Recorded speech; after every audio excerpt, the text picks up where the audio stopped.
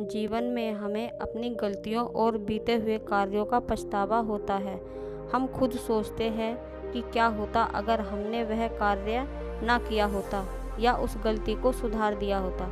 लेकिन क्या आपने कभी सोचा है कि हमारी लाख कोशिशों के बाद भी हम अपना बीता हुआ कल वापस नहीं ला सकते। यहाँ हम बहुत ही महत्वपूर्ण कहानी हम आपके लिए लेकर आए हैं, जिसे सुनकर आपको जीवन में बहुत ही लाभ होगा। दोस्तों, इस कहानी को गहराई से सोचकर महात्मा बुद्ध की इस कहानी को अपने जीवन में ढालने की कोशिश अवश्य कीजिए। चलिए कहानी को शुरू करते हैं। महात्मा बुद्ध एक गांव में प्रवचन सुना रहे थे। उन्होंने पास खड़े लोगों के समीप अपनी मीठी वाणी से सभी को संबोधित करते हुए बताया कि हर व्यक्ति को धरती माँ की तरह सहनशील और क्षमाशील होना चाहिए। क्रोध मानव का ऐसा शत्रु है जो दूसरों को तो हानि पहुँचाएगा, साथ में खुद भी उससे नहीं बच पाएगा। इसलिए क्रोध ईर्ष्या मानव के सबसे बड़े शत्रु हैं। सभा में सभी लोग उनकी बातों को बहुत ध्यान से सुन रहे थे।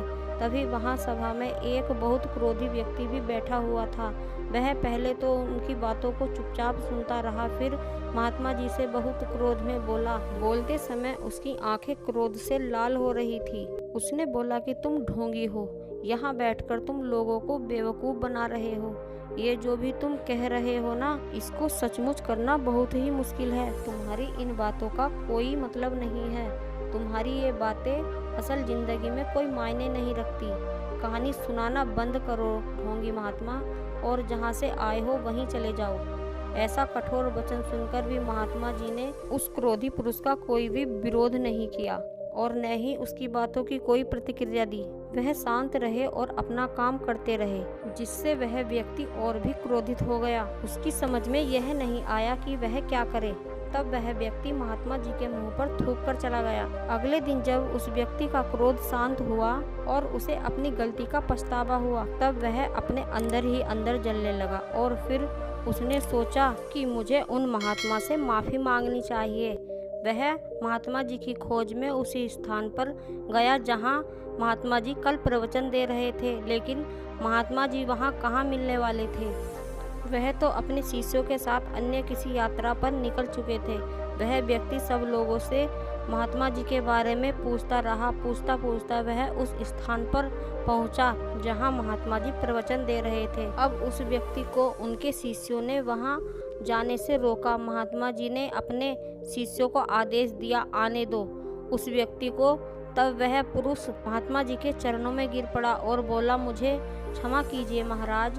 महात्मा जी ने कहा, तुम किस बात की क्षमा मांग रहे हो? फिर उसने महात्मा जी से पूछा, क्या आप मुझे भूल गए हो? मैं वही हूँ जिसने कल आपका इतना अपमान किया था। मैं अपनी गलती की आपसे माफ़ी मांगता हूँ। तब महात्मा बहुत सहनशीलता से उस व्यक्ति से बोले, कौन सी बात? तब उस व्यक्ति ने बड़ी हैरानी से उस महात्मा जी की ओर देखा। महात्मा जी बोले, मैं तो बीती बातों को वहीं छोड़कर चला आया, क्योंकि बीता हुआ कल कभी वापस नहीं आता। इसलिए बीती हुई बातों की वजह से आज और अपना आने वाला कल बर्बाद नहीं करना चाहिए।